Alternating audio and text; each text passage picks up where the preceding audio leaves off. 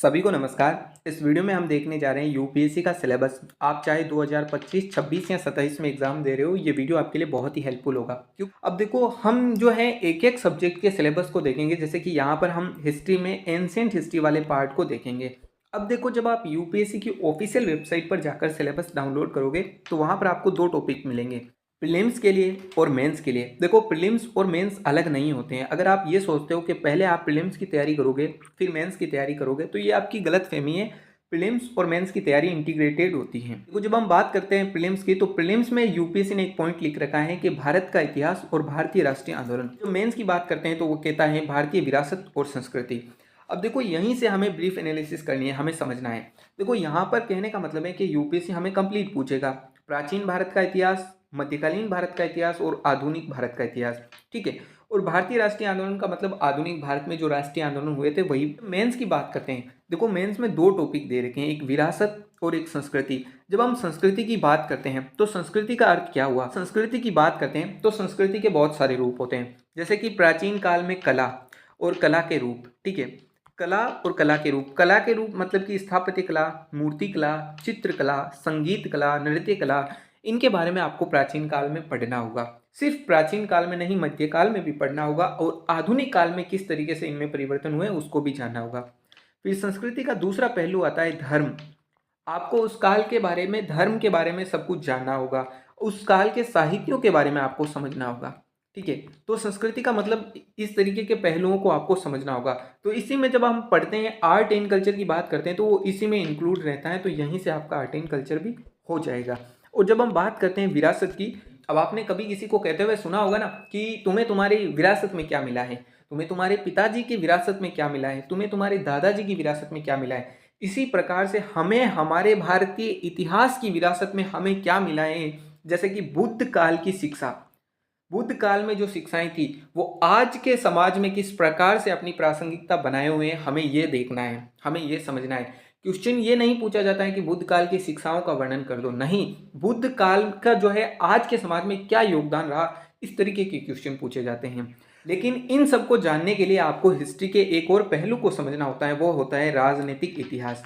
क्योंकि देखो, हम एक चीज़ तो हम ये समझ लेते हैं कि हिस्ट्री का मतलब सिर्फ यही है कि कौन कौन से राजा हुए, कौन कौन से राजवंश हुए और उन्होंने कौन कौन से युद्ध लड़े, सिर्फ इनसे इतिहास हो जाएगा, आप ये समझ रहे हो। तो ऐसा बिल्कुल नहीं है। इससे आप मेंस तो छोड़िए, प्री भी नहीं हो पाएगा।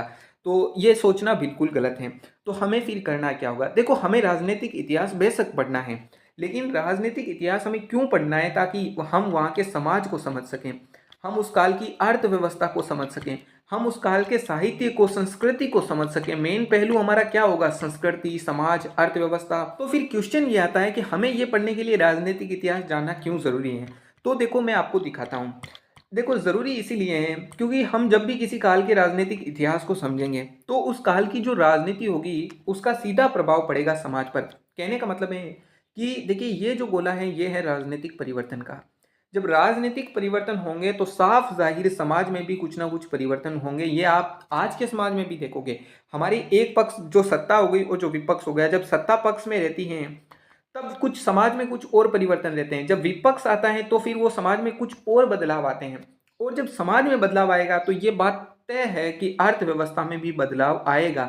मान लीजिए कि एक राजवंश ऐसा है जो महिलाओं की अर्थ समाज में जो भूमिका है उसको गिरा रहा है, बाल विवाह हो गया, सती प्रथा हो गया, इन सबको बढ़ावा दे रहा है। वहीं एक राजवंश ऐसा है जो बाल विवाह पर रोक लगा रहा है, विधवा विवाह पर बल दे रहा है, सती प्रथा को रोक रहा है। तो उस समय महिलाओं की जो स्थिति होगी वो बढ़ेगी, और जब महिलाओं की स्थिति बढ़ेगी तो अर्थव्यवस्था में भी उनकी कुछ भूमिकाएं होगी। जब अर्थव्यवस्था में अच्छी खासी उस राजवंश की होगी तो ये बात तय है कि उस राजवंश के समय, उस इतिहास में, उस समय जो सांस्कृतिक इतिहास होगा वो भी बढ़ेगा। उस समय हमें बहुत सारे साहित्य मिलेंगे, उस समय हमें बहुत सारी जो कला के रूप हैं, स्थापत्य कला हो गई, मूर्ति कला हो गई, चित्रकला हो गई, ये बहुत सारी हमें मिलेगी। बात करते हैं, जैसे कि मैं बात करूं गुप्त काल, गुप्तोत्तर काल की, तो इस काल को भारत का स्वर्णिम युग कहा जाता है। क्यों कहा जाता है? जब आप इतिहास को पढ़ोगे तो ये आप यहाँ पर समझ पाओगे। बस हमें इस कड़ी को समझ लेना है। जब आप ये पढ़ लोगे ना तो फिर आपका मेंस बहुत ही बेहतर जाएगा। साथ ही साथ प्रीलिम्स आप क्वेश्चन देखो, क्योंकि देखो सबसे महत्वपूर्ण बात क्या है ना कि हम लोग क्वेश्चन नहीं एनालिसिस करते हैं और उसकी वजह से हम ये नहीं समझ पाते हैं कि हमें क्या पढ़ना है। देखो यूपीएससी का सिलेबस इतना विस्तृत है ना कि इसमें ये बात तो सही है कि हमें क्या पढ़ना है ये हमें पता होना चाहिए, लेकिन उससे भी ज़रूरी है कि हमें क्या नहीं पढ़ना है ये भी हमें पता होना चाहिए, क्योंकि हम वो भी पढ़ते जा रहे हैं जो हमारे कोई काम का नहीं है, या फिर हम उस पर भी 4 दिन दिए जा रहे हैं जिससे यूपीएससी कभी कभार कोई क्वेश्चन पूछती है तो हम बेवकूफ़ी कर रहे हैं, क्योंकि फिर वहाँ हम टाइम वेस्ट कर रहे हैं जहाँ से क्वेश्चन नहीं पूछे जा रहे हैं और वहाँ हम टाइम नहीं दे रहे हैं जहाँ पर क्वेश्चन पूछे जा रहे हैं, तो हम यहाँ पर गलती करें ना, तो हमें ये समझना होगा। तो इसके लिए आप क्या करें कि आप पीवाईक्यू को देखें। जब आप पीवाईक्यू को समझोगे तभी आप देख पाओगे ना कि किस टॉपिक से कितना जो है ब्रीफ में पूछा जा रहा है, डीप में पूछा जा रहा है, किस टॉपिक से सिर्फ ऊपरी ऊपरी पूछ रहे हैं, तो ये समझना है। अब हम देखते हैं प्राचीन भारत में क्या क्या पढ़ना है। अब देखो मेन जो थीम थी ना वो मैंने आपको समझा दी। अब ये तो आप जब भी आप कोई भी बुक लोगे तो भी आपको दिखेगा। अब हम बात कर लेते हैं रिसोर्सेज की। देखो रिसोर्सेज में आपको आर.एस. शर्मा और क्लास 6, क्लास 7 और क्लास 12 इन 3 क्लास की एनसीईआरटी को पढ़ लेना है।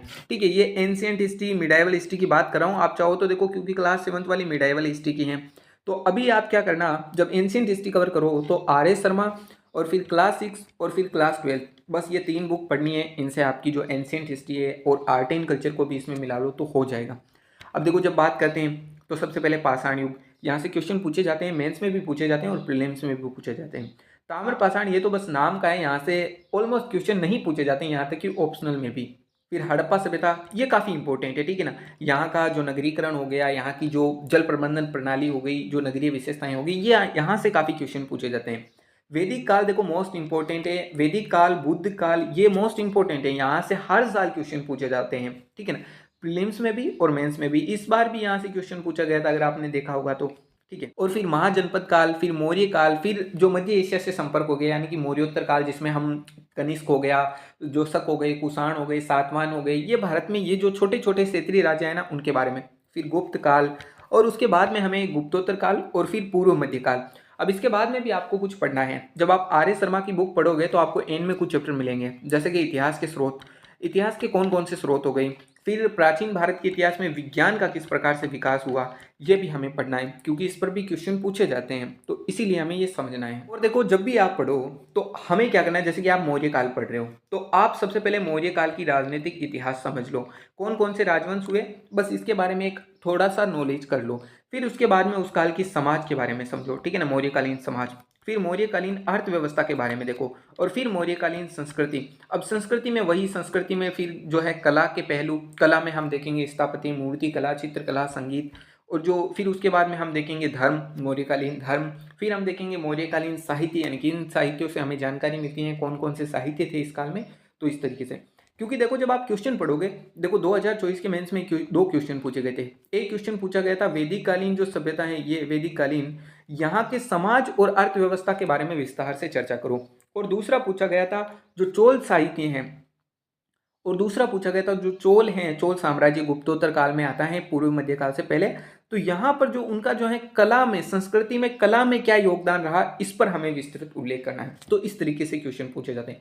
अब आप एक जो है एक सही मेथड से पढ़ोगे तो आपको पता रहेगा ना, हाँ हमें यहाँ ये करना है, और आपके पास में एक लिंक बैठता रहेगा, तो उसके माध्यम से आप बहुत ही अच्छे तरीके से अपने क्वेश्चन को सोल्व कर पाओगे। और आप हमारे साथ भी जुड़ सकते हो, जहाँ पर हम रोज़ आपको एक टॉपिक देंगे, बता देंगे कि आपको आज ये टॉपिक करना है, यहाँ से इसके क्वेश्चन सोल्व करने हैं, इस तरीके के भी। आप चाहो तो कमेंट कर देना उसके।